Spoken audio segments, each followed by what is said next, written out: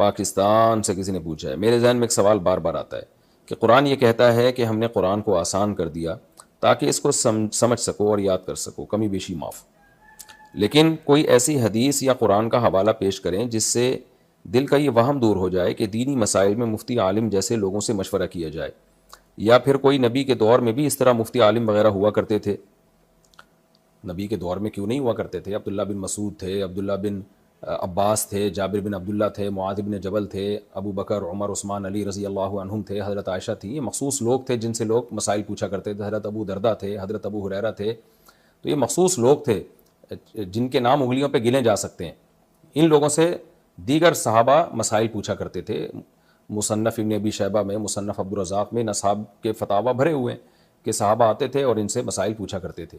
بعض تابعین میں اتنے بڑے علماء تھے کہ بعض صحابہ ان تابعین سے مسئلہ پوچھا کرتے تھے، ایسے بھی مثالیں ہمیں ملتی ہیں۔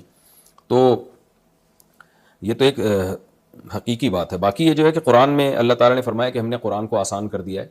دیکھیں قرآن میں جہاں اللہ نے یہ تذکرہ کیا ہے کہ ہم نے قرآن کو آسان کر دیا، جیسے قرآن میں آتا ہے وَلَقَدْ يَسَّرْنَا الْقُرْآنَ لِلذِّكْرِ فَهَلْ مِن مُدَّكِرٍ، یہ آیت ہے قرآن کی۔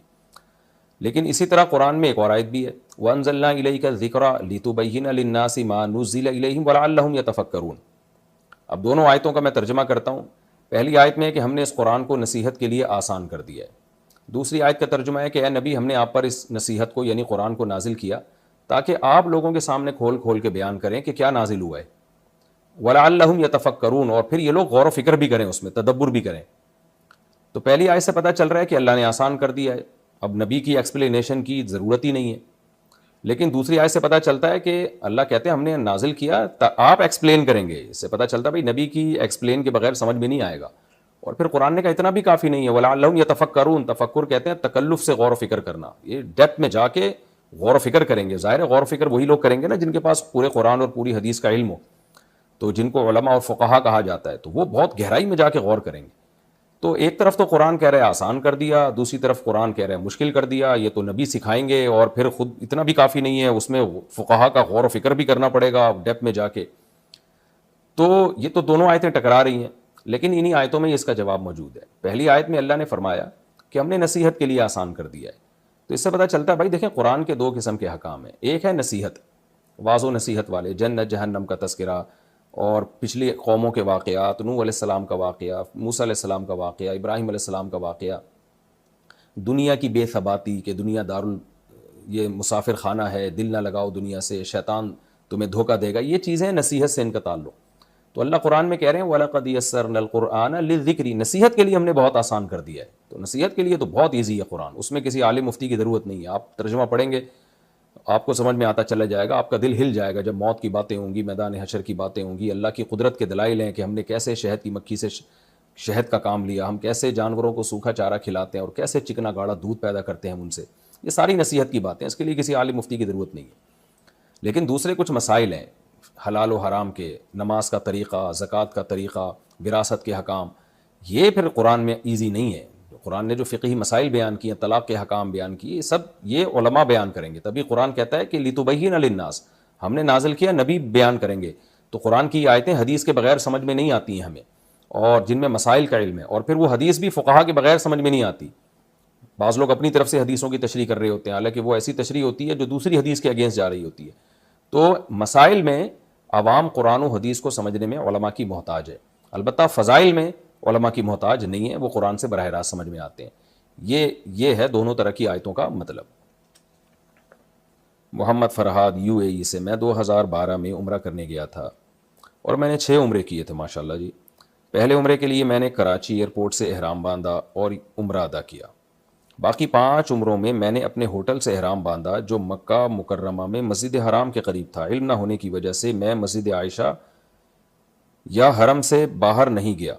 میرا سوال یہ ہے کہ میرے 5 عمرے صحیح تھے یا نہیں تھے، اور دوسری بات یہ ہے کہ اس غلطی کی وجہ سے میں جرمانہ ادا کروں گا یا نہیں، اگر ہاں تو میں یہ جرمانہ کیسے اور کہاں ادا کروں؟ 10 سال کے بعد میں اپنی عمروں کے بارے میں اتنا مشکوک ہوں، میرا یہ عمل درست تھا یا نہیں؟ مجھے بتائیں کہ کیا اللہ معاف کرے گا؟ یہ صرف اسلامی معلومات کی کمی کی وجہ سے ہوا۔ دیکھیں آپ نے جو باقی 5 عمرے کیے ہیں نا، پہلا عمرہ تو آپ کا ٹھیک تھا، باقی 5 عمروں میں آپ کو چاہیے تھا کہ آپ مسجد عائشہ جاتے یا حدود حرم سے باہر جا کر کہیں سے بھی آپ احرام باندھتے۔ اب آپ نے باندھا نہیں، وہیں سے ہی احرام باندھ لیا تو آپ پر دم لازم ہے. تو 5 عمرے کیے آپ نے اس طریقے سے تو 5 دم آپ پہ لازم ہے، یعنی 5 بکرے یا 5 دمبے یا گائے کے 5 حصے. تو اس کا طریقہ یہ ہے کہ آپ کسی کو بھی وہاں وکیل بنا دیں مکہ مکرمہ میں کہ بھائی میری طرف سے 5 بکرے جو ہے وہ ذبح کر دینا، 5 دمبے ذبح کر دینا. تو اس طرح آپ کا دم ادا ہو جائے گا. تو اس کو آپ پیسے بھجوا دیے گا، تو وہیں وہ ذبح کر کے پھر وہیں غریبوں میں مسکینوں میں تقسیم کر دیا جائے. یو اے ای سے کسی نے پوچھا ہے، باقی یہ کہ آپ اس میں ٹینشن نہ لیں، بس معلومات کی کمی اس کی وجہ سے ہو گیا، کوئی بات نہیں، اللہ تعالیٰ معاف کرنے والا ہے، آئندہ احتیاط کریں.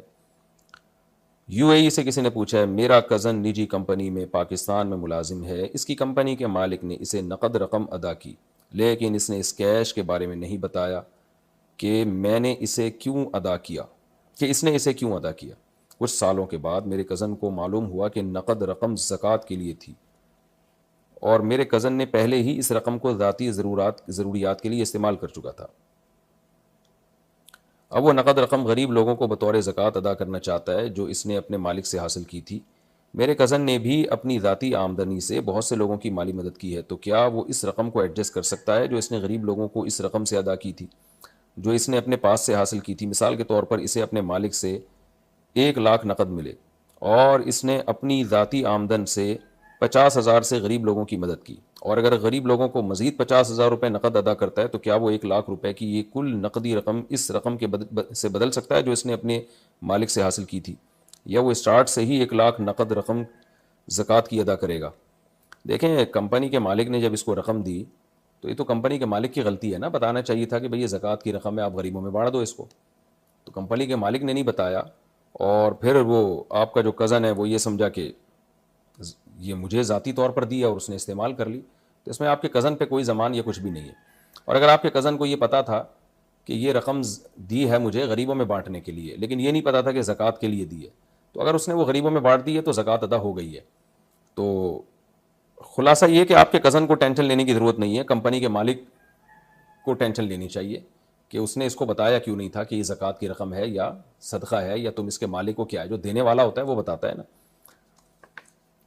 تو آپ کے جو ہے نا یہ کزن، ہاں اب اس کو یہ چاہیے کہ اب اس کو چونکہ پتہ چل گیا نا کہ کمپنی کے مالک نے یہ رقم اس کو زکوٰۃ کے طور پر دی تھی، تو اب یہ کمپنی کے مالک کو بتا دے کہ بھائی میں تو خود استعمال کر لیے، میں نے، تمہاری زکوٰۃ ادا نہیں ہوئی ہے، یہ بتا دے اگر بتانے کے دم ہے اس کے اندر.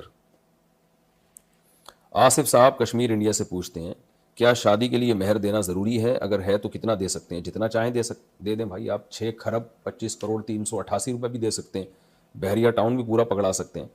یہ آپ کا ظرف ہے اور آپ کی بیگم کا مطالبے پر ہے، جو طے ہو جائے آپس میں، اور پھر ہو سکتا ہے آپ کی آنکھ کھل جائے اتنا مہر دینے کے بعد. محمد زبیر